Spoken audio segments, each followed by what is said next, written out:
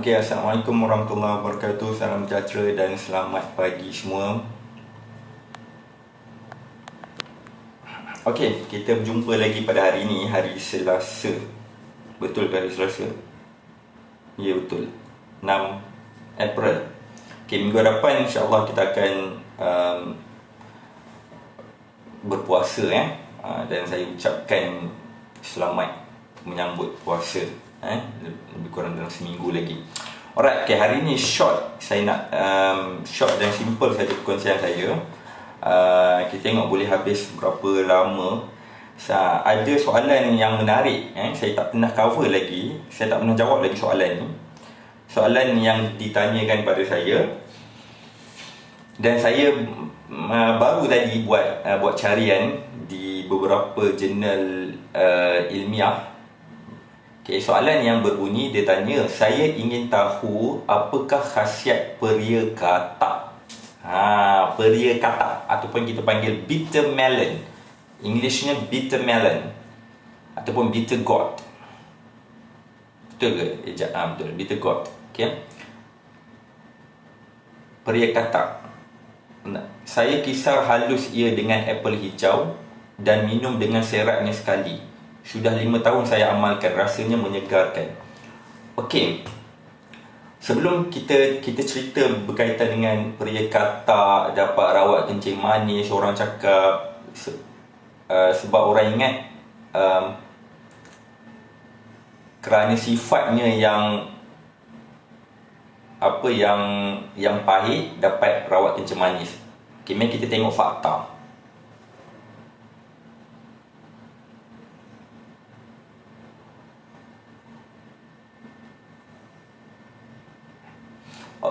Okey, sekejap saya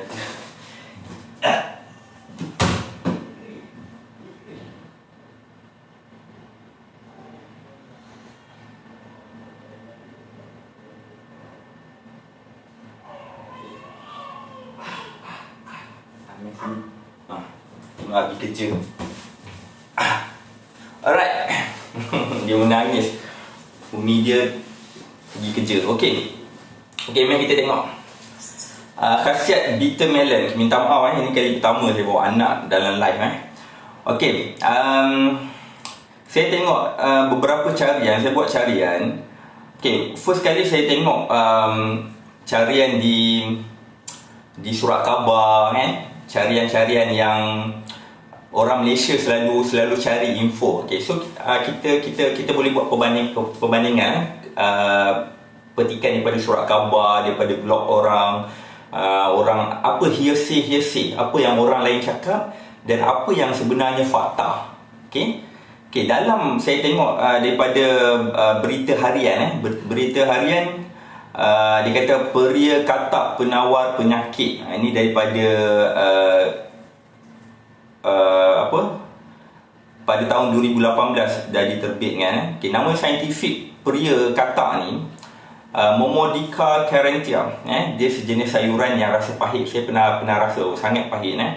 Kalau kita makan mentah, kita memang tak lalu. Biasanya orang rebus dan buat ulam. Okey. Hearsay ni maksudnya rumours. Rumours mengatakan peria katak ni dia kata dapat kurangkan risiko penyakit diabetes, kencing manis, lepas tu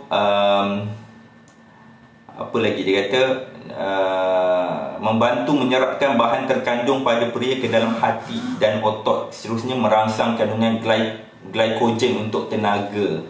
Lepas tu dia kata ni hearsay ni belum betul lagi fakta. Kata peria katak ni dapat melewatkan pengosongan uncang perut, tingkatkan sel beta dalam pankreas, seterusnya melambatkan kadar penyerapan gula. So basically untuk kencing manis. Hearsay mengatakan begitu. Yang ketiga, khasiat dia kata mengandungi phytoinsulin yang boleh turunkan kadar gula, menangani masalah berat badan berlebihan. Kaya dengan zat besi, kalsium, fosforus, magnesium, folat, zinc dan sebagainya. Ada sejenis multivitamin semula jadi kerana syarat dengan nutrisi dan 20 bahan kimia aktif bertindak sebagai anti-HIV, anti-diabetes dan anti-kanser. Okey, ini hearsay. Hearsay itu maksudnya orang cakap. Kata-kata. Biasanya bila kita buat kajian, contohnya kalau kita nak buat PhD, kita nak buat master, kita akan collect hearsay ni dulu. Kita akan collect. Ada orang kata pria kata tu betul, pria kata dapat rawat ni. So kita ambil hearsay tu, kita masukkan dalam kita punya literature review. Literature review ni tinjauan bacaan kita. Contohnya PhD saya dalam soursop fermentation. Saya nak tapai durian Belanda, saya buat penapaian durian Belanda. Sebelum kita nak tapai durian Belanda ni, jadi kita kena present dulu. Kita punya kajian, panel ada beberapa panel ni kita panggil proposal defense. Panel akan tanya kita, kenapa you nak kaji durian Belanda? Ada satu panel profesor dia tanya saya, dia tanya saya hari tu, kenapa you nak kaji durian Belanda? Kenapa you tak kaji nenas? So kita nak jawab apa? So jawapan kita adalah berdasarkan hearsay ni. Orang kata durian Belanda ni dapat rawat kanser. Orang kata durian Belanda ni dapat rawat kencing manis. Orang kata bla bla bla bla bla bla bla. Daripada hearsay ni lah kita kumpul, barulah kita tengok apa yang kita nak kaji. So basically yang benda yang saya nak kaji, saya nak kaji dia punya total phenolic content, antioksidan yang ada dalam dia. So adalah metod kajian yang saya buat untuk tengok dia punya antioksidan, scavenging, ion chelating, lepas tu banyaklah. Lepas tu kita nak check juga, orang kata hearsay kata durian Belanda ni dapat rawat kencing manis. So saya kajilah, saya buat kajian in vitro, alpha glucosidase inhibitor dengan alpha amylase inhibitor. Lepas tu kita buat juga gastrointestinal punya model, model yang bila kita makan durian Belanda masuk dalam perut apa yang berlaku. So kita jadikan model tu dalam makmal. Model perut tu dalam makmal, kita tengok kita masuk dalam Belanda, so apa yang berlaku. So itu hearsay. Jadi pria kata pun sama juga. Banyak hearsay kata dapat kawal kencing manis, turun glukos, kawal paras glukos dan darah, paras gula dalam darah. Dia kata macam tu. Okay, mari kita tengok kajian sebenar. Sebenarnya dah ada kajian bertaraf meta-analysis and systematic review, systematic review and meta-analysis study. Saya akan baca dia punya ni daripada jurnal Nutrition and Diabetes, PubMed, jurnal perubatan. The effect of bitter melon, Momodica carentia in patients with diabetes mellitus, a systematic review and meta-analysis. Okay, background study dia kata sebelum ni memang ada orang dah buat kajian. Mungkin ada kajian secara dalam makmal, dapat lowering plasma glucose pada pesakit-pesakit yang ada masalah diabetes. So dia kumpulkan data-data ni, tetapi data ni menunjukkan findings, penemuan yang tidak konsisten. Tidak konsisten tu maksudnya ada satu kajian dia kata memang turun kencing manis, ada satu kajian dia kata tak ada efek pun. Jadi dia buat kajian tu. So dia buat systematic review dan meta-analysis. So conclusion kat sini, dia punya result, ada 4 randomized control trials ni, ada 40 hingga 66 orang peserta yang ada masalah kencing manis, telah diberi dia buat analyze antara 4 minggu ke 12 minggu. Okay, jadi conclusion dia kata bitter melon supplementation compared with no treatment did not show any significant glycemic improvement on either A1 or FPG. Okay, maksud dia, kalau kita bandingkan orang yang tak ambil ubat langsung, orang tak makan ubat kencing manis langsung, dia tak makan ubat kencing manis langsung, tetapi dia ambil suplemen pria kata, kajian menunjukkan tak ada efek langsung, did not show and did not show significant glycemic improvement. Maksudnya tak ada, benda tu tak betul, terbukti tidak betul secara perubatan. Meta analysis tadi antara level yang tinggi kajian perubatan. So maksudnya benda tu ditolak. Okay. Ada lagi satu kajian saya petik juga, ni semua daripada jurnal perubatan. The effect of bitter melon in patients with diabetes mellitus. So sama juga, ni kajian pada tahun 2014, masih baru lagi, Nutrition and Diabetes punya jurnal. So saya baca conclusion, dia kata apa. Sama juga, bitter melon supplementation did not show any significant glycemic improvement. Yes, bitter melon supplementation compared with no treatment did not show significant glycemic improvements on either A1C. Dia ada bacaan dia. Okay, so maksudnya dekat sini, kajian perubatan membuktikan pengambilan pria kata ni tidak membantu untuk turunkan masalah kencing manis. Dia buat studi kalau orang tu tak ambil langsung ubat, tetapi dia ambil pria kata. Okey. Jadi, kalau dari segi pemakanan, kita bincang secara ilmiah dari sudut nutrition. Dari sudut nutrition ni, of course lah, pria kata ni kita panggil bitter melon bahasa Englishnya. Dia memang ada nutritional value. Memang tak nafikan dia ada nutritional value. Kalau kita ambil 94 gram, ada buat assessment, kalau kita ambil 94 gram pria kata ni, kalori yang dia menyumbang kalori sebanyak 20 kilokalori. Karbohidrat dia ada 4 gram, fiber dia ada 2 gram, vitamin C ada kalau kita ambil 94 gram pria kata ni, kita dah cover vitamin C yang sepatutnya kita ambil setiap hari, dia dah cover 93%. Just cukup ambil 94 gram pria kata tu, makan sikit buah untuk cover 100% daily intake, pengambilan harian vitamin C. So maksudnya pria kata ni kaya dengan vitamin C. Dan pria kata juga kaya dengan vitamin A. Kalau kita makan 94 gram pria kata, dah cover 44% jumlah keperluan harian. Tinggi. Folate dia pun tinggi juga, 17%. Potasium 8%, zinc 5%, iron 4%.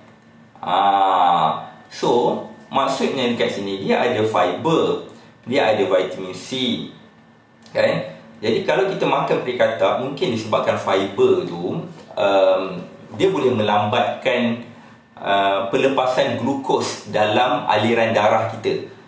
So disebabkan dia kaya fiber, maka glukos dilepaskan ke dalam aliran darah slow-slow. Dia tak banyak, dia tak lepas sekaligus. So kat sini dia boleh kawal, tetapi dia bukan untuk turun kencing manis, dia hanya kawal saja. Dia macam kita makan roti whole meal, roti bijirin penuh dengan nasi, dengan beras perang. Beras perang ni yang fiber tinggi, roti yang berfiber tinggi, serat tinggi, dia bukan untuk rawat kencing manis, dan dia bukan menurunkan gula dalam darah, tetapi dia melambatkan pencernaan dan melambatkan pelepasan gula ke dalam darah. Pelepasan gula dari mana? Gula daripada beras yang kita makan tu lah, gula daripada roti yang kita makan tu lah. So sama juga dengan pria kata. Makan pria kata, dia bukan turun kencing manis, dia bukan rawat kencing manis, dia hanya melambatkan pelepasan gula kandungan karbohidrat yang ada dalam pria kata tu dilepaskan. Tapi kita tak nafikan dia ada juga vitamin dan mineral yang lain. Kalau kita tengok sini, vitamin C sangat tinggi walaupun pria kata pahit. So maksudnya, saya buat conclusion orang kata dapat rawat kencing manis ni sebab orang kita ingat benda orang yang ada masalah diabetes, kencing manis ni, dia bagus makan benda yang pahit-pahit, pucuk-pucuk pahit. Sebab apa? Sebab kencing manis tu manis. So bila makan pahit, dia boleh lawan. Sebenarnya bukan macam tu. Kita tak ukur macam tu. Bukan kencing manis tu manis. Tak semua benda yang manis tu menyumbang tak semua benda yang menyumbang kepada kencing manis tu dia manis.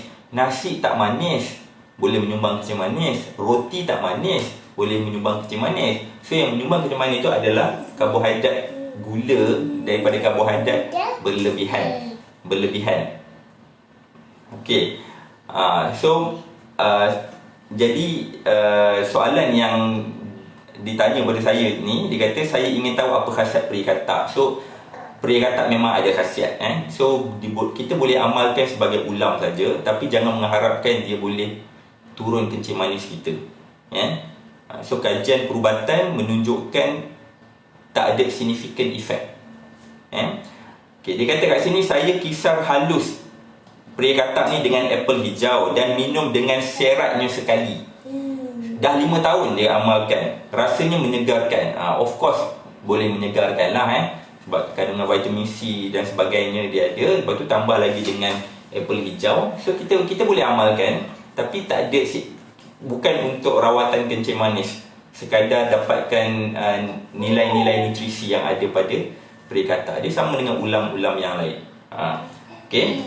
Tetapi sebab apa saya kata bila kajian perubatan menunjukkan sebaliknya, tak ada significant effect pada glycemic improvement, pada penurunan kencing manis kita.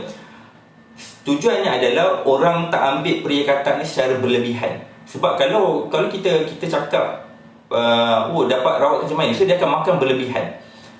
Apa terjadi kalau orang tu makan berlebihan? Okay, kita tengok keburukan peri katak. Kita tengok keburukan kalau kita ambil secara berlebihan. Pertama, kalau peri katak tu, kalau kita tak sediakan dia, kalau kita tak masak dia dengan betul, dalam dia sebenarnya mengandungi racun. Mengandungi racun yang boleh menyebabkan kesan toksik.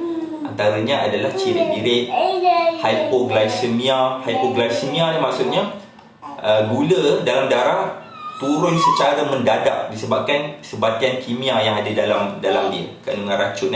Hypoglycemia boleh jadi muntah-muntah kalau tak dirawat, dan boleh menyebabkan maut. Yang kedua, kalau dia ambil secara berlebihan, kalau diambil tanpa rebus, kita nak ambil mesti kena rebus dulu. Kena rebus dulu. Sebab apa kena rebus? Ada sebatian kimia yang ada pada peri katak tu, kita nak kena huraikan dulu dengan dikenakan suhu yang tinggi. Dia macam kita tengok macam ada pucuk apa pucuk betik ke apa? Pucuk betik kita tak boleh makan mentah sebab dia ada getah. Getah tu adalah sebatian kimia. Sebatian kimia yang ada pada tumbuh-tumbuhan sebenarnya lebih beracun, lebih more poisonous berbanding dengan yang ada pada haiwan. Sebenarnya tumbuh-tumbuhan ni kita perlu lebih berhati-hati untuk makan. Sebab kalau dia beracun, dia sangat beracun. Fitokimia dia sangat tinggi berbanding dengan haiwan. So perlu rebus dulu untuk huraikan dia punya, kalau nak senang kita kata racun dia lah. Sebenarnya kita nak huraikan dia punya ikatan kimia dia tu dengan dikenakan suhu yang tinggi. Okey, yang ketiga, dia bagi amaran kat sini, saya translate.